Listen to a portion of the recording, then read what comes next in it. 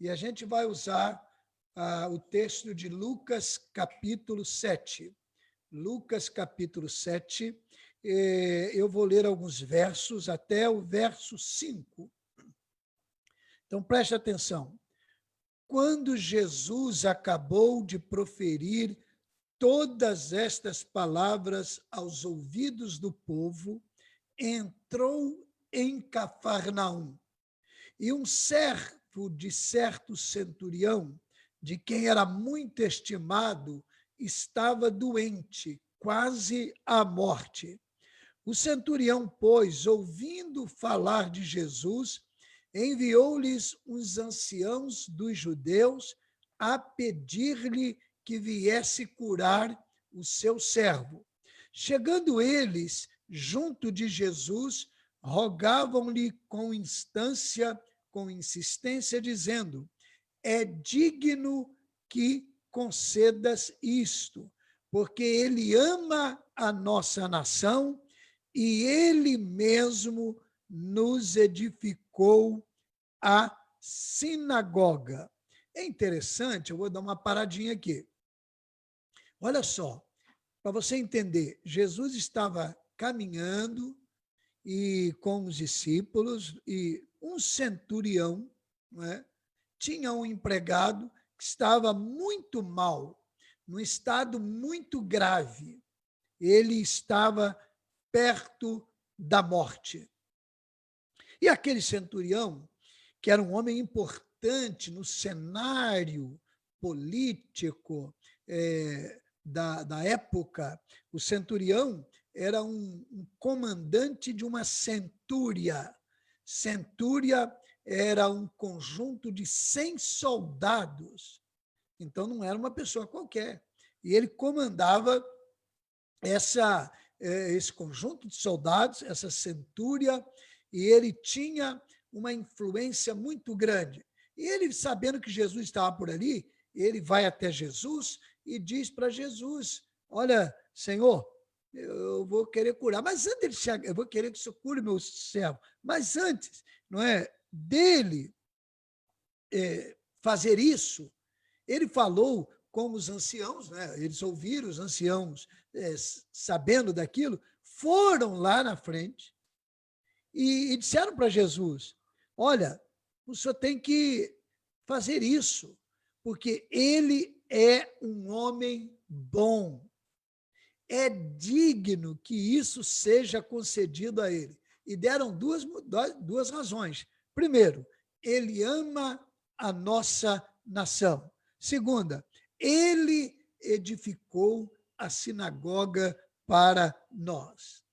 Olha só o perigo do mérito pessoal para ser abençoado pelo Senhor, para receber do Senhor uma graça especial. O que aqueles homens anciãos estavam dizendo? Ele merece, ele é digno de receber, esse aí merece. Olha aí, a Bíblia fala assim, em Efésios 2, 8 e 9, porque pela graça sois salvos por meio da fé, e isto não vem de vós, é dom, é presente de Deus, não vem das obras, para que ninguém se glorie. Olha só que coisa maravilhosa Paulo foi falar, não é? Tudo vem de Deus. Então, vocês não são salvos pelo mérito pessoal. Vocês não recebem o mérito ou alguma coisa por causa do mérito, por causa do merecimento. O mérito pessoal não pode ser critério, porque anula a obra de Cristo na cruz do Calvário. Por que ter morrido na cruz? Para que Jesus morreu na cruz se eu posso conseguir alguma coisa pelo meu mérito? Interessante que Asaf Borba, um músico muito respeitado no Brasil e com uma história já bem longa na música evangélica, escreveu uma música muito linda. Quando terminar esta vida e lá no céu eu chegar, haverá uma multidão de irmãos esperando para me abraçar. e perguntarão a uma voz, voltados para mim: ó, conta-nos como você, irmão, venceu e chegou aqui. E falarei e cantarei de Jesus que me salvou, que por este pecador a si mesmo se entregou. Foi graça, graça, superabundante graça, graça, graça, preciosa e doce graça. Foi graça, irmão, graça, irmão. Eu vos digo que foi assim. Foi só pela graça de Jesus que eu venci e cheguei aqui. Tudo pela graça. Favor imerecido, nós não merecemos. Bem, aí Jesus continua a caminhada. Quando estava chegando perto da casa do centurião, Jesus ia lá. Aí os amigos do centurião foram até Jesus. Ele falou assim: olha, vai lá, fala com Jesus. Aquele centurião, um homem importante. Jesus era um galileu. Muita gente desprezava Jesus. Muita gente não reconhecia Jesus. Mas aquele centurião, um homem importante no cenário político, no cenário militar do Império Romano, ele pega uns amigos e diz assim: vão lá até Jesus e diz assim para ele: Senhor, não te incomodes, porque não sou digno de que entres debaixo do meu telhado. Por isso, nem ainda me julguei digno de ir à tua presença. Dize, porém, uma palavra, e seja o meu servo curado. Mas olha só que coisa linda. Os anciãos, que eram os conselheiros, primeiro foram a Jesus e disseram: olha, o servo, o empregado do centurião está doente. E ele precisa ser curado. E olha, o senhor tem que curar, porque ele é digno, ele merece, ele ama a nação, ele construiu a sinagoga para nós, ele é um homem bom. Agora o centurião, quando vê que Jesus está se aproximando da casa dele, pega os amigos e diz: vão lá até Jesus e falem isso para ele. Falem isso para ele. E eles disseram: Senhor, olha, o centurião mandou dizer assim: por favor, não te incomodes com isso, eu não sou digno que só entre debaixo do meu telhado. O senhor não tem condições, eu não me julguei digno de ir à tua presença. Aquele homem devia ter recebido na sua casa muitas autoridades romanas. Aquele homem deve ter recebido na sua casa muita gente importante. Aquele homem deve ter recebido na sua casa muita gente de influência, de dinheiro. Mas quando ele sabe que Jesus estava se aproximando da sua casa, ele diz: eu não sou digno de receber o Senhor. Olha que mudança na compreensão. Olha, ainda que alguém diga para você: você é digno, você merece, você é honrado, você deve reconhecer que você não é digno de Jesus. Nós não somos dignos de Jesus. Nós não temos mérito diante dele. E é isso que esse centurião fez. E aí ele diz mais: eu também sou homem sujeito à autoridade e tenho soldados às minhas ordens. E digo a este: vai, e a ele vai, e a outro: vem, e ele vem, e ao meu servo: faze isto, e ele o faz. Mas eu não sou digno do senhor entrar aqui. Dize apenas uma palavra. Deixa eu te dar um conselho aqui agora. Tenha a sua profissão de fé pessoal. Não aceite a profissão de fé dos outros em seu favor. Ah, esse filho é um filho bonito, honrado, bom, ele é muito bom. Ah, esse aqui é bom demais, esse meu amigo é bom demais, ele é bom. Tudo bem, isso é ótimo, isso é digno para a gente, mas só tem valor aqui. Para usar uma palavra tão comum, é mais do que obrigação nossa. Mas quando nós nos voltamos para Cristo, nós temos que ter a seguinte profissão de fé: eu não sou digno do amor de Cristo. O mérito é todo dele. O mérito é todo dele. As pessoas podem nos achar boas e sermos pessoas boas, mas precisamos saber de Deus como estamos, e se olharmos para Deus, vamos perceber que não somos dignos. Não somos dignos.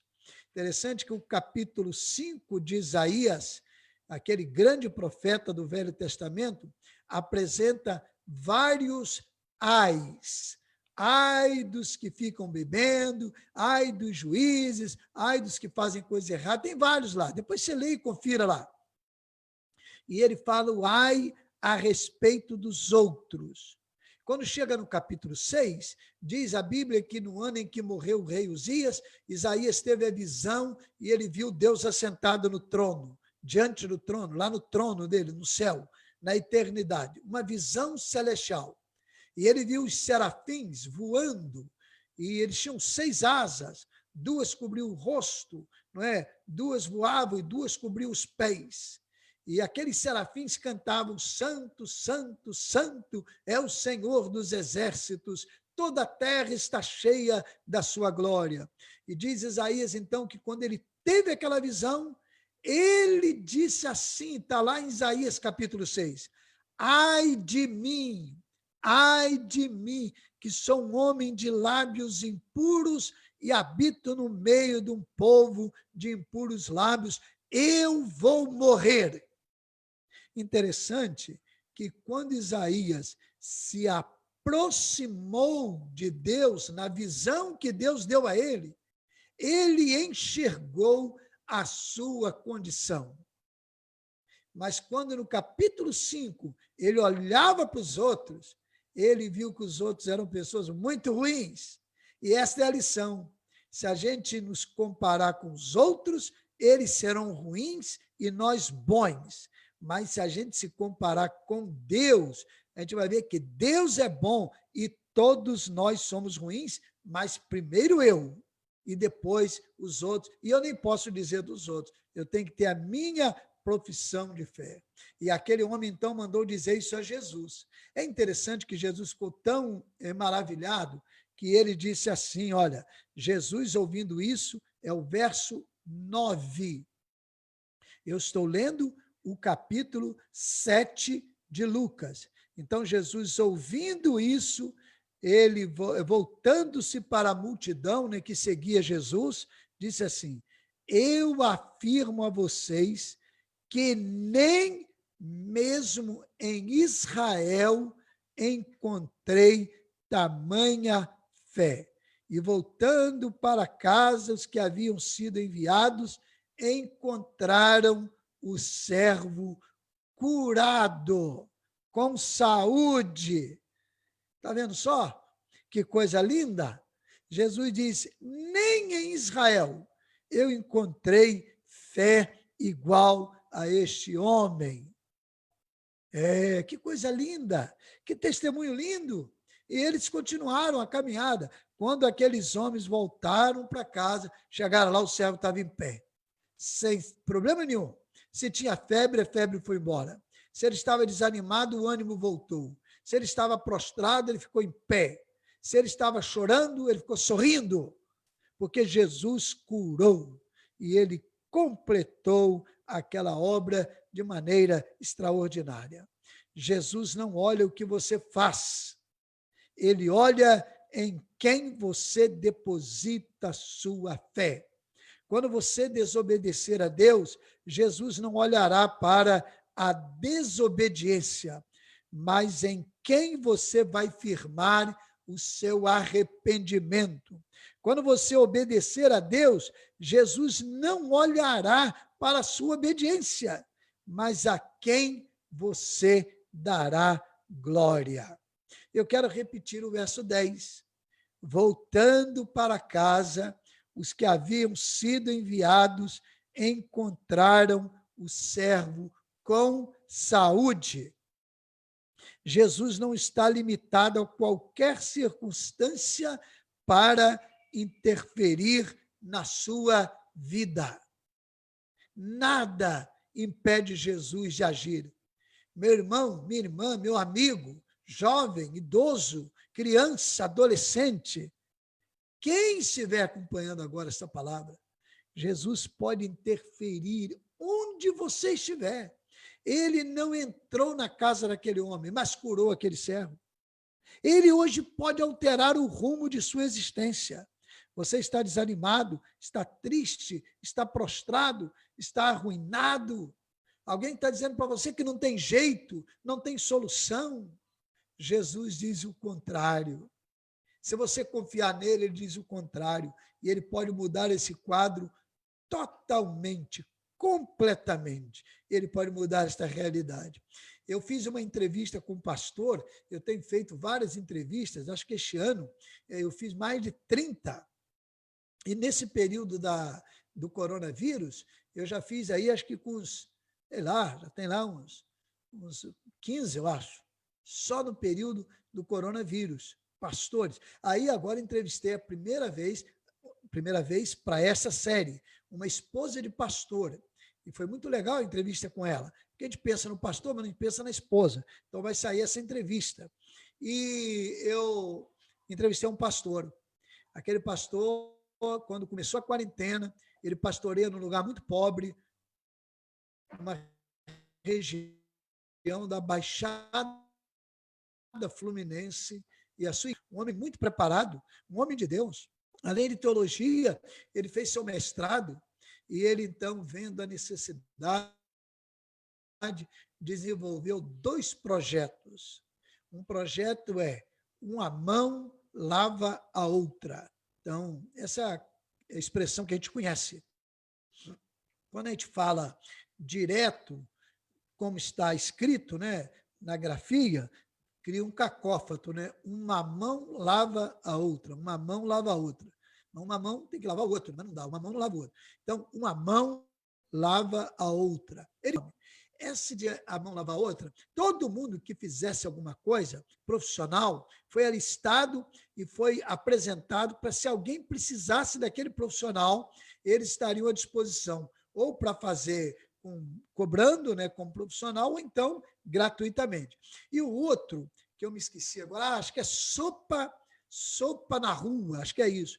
E eles então faziam alimentos para as pessoas mais pobres ainda daquela região. E ele, então, por ter facilidade, ele por ter mais agilidade, ele ficou responsável de ir com o carro todo dia ao Ceasa buscar verduras, legumes que eles doam quando tem aqui alguma dificuldade, né? É um machucadinho, aqui aconteceu um detalhezinho, amassou, então não vai para os mercados, e ele ia lá. E ele acha, então, que nesse vai e vem, nessa correria, aglomeração de muita gente, ele foi acometido pelo Covid-19. Ele foi infectado. E ele começou a sentir mal em casa, aquelas reações, ele foi ao médico, o plano de saúde dele não permitia internação, aí mandaram para casa, vai cuidar em casa. Aí ele foi para casa, o quadro piorou, ele teve que ir para o hospital, aí foi internado no hospital e começou a sentir muito mal, muito mal. Ele ficou entubado por 7 dias no CTI. Ele é diabético, ele é hipertenso e foi um quadro muito difícil. Que drama, que tristeza. Mas é aí que vem a história. Além de curá-lo, de Jesus tirá-lo de lá, hoje ele está bem, graças a Deus. Ele contou na entrevista, e é isso que eu queria realçar, que eu disse para ele assim, que experiência que marca a sua vida lá. E ele disse que um dia o médico, não é, o enfermeiro, um profissional daquele, acho que é um médico mesmo, foi ao seu leito, estava tirando um sangue para fazer exames, E ele perguntou, então, àquele jovem, ele muito fraquinho, se ele confiava em Deus e se ele confiava que existia amor. E aquele jovem diz para ele, eu não acredito em Deus e nem acredito em amor. Ele ficou tão triste, aquele jovem foi embora e foi cuidar das atividades e ele orou por aquele jovem. Passado um tempo, ele não disse, não sabe quanto tempo, porque depois ele não sabia se era dia, se era noite, ele internado, principalmente, primeiramente, depois que agravou o caso no CTI, depois voltou para a enfermaria, ele não sabia, e não sabia quantos dias. Mas aquele jovem voltou ao leito dele para outro procedimento, em outro plantão, e aí disse assim para ele, ontem eu me lembrei de você. E ele disse, por quê? Eu estava em casa, a minha filhinha veio e me deu um grande abraço, um beijo, e disse que me ama. Então, aquela palavra me fez lembrar do que você tinha me falado, de Deus e do amor. Agora eu acredito no amor. O que eu quero realçar com isso? Às vezes, uma tragédia, uma luta, um drama, uma dificuldade, uma aflição, uma quarentena, uma pandemia, uma enfermidade, uma luta, um temporal, uma tempestade. Tudo isso pode ser instrumento de Deus para abençoar a sua vida ou a vida de alguém.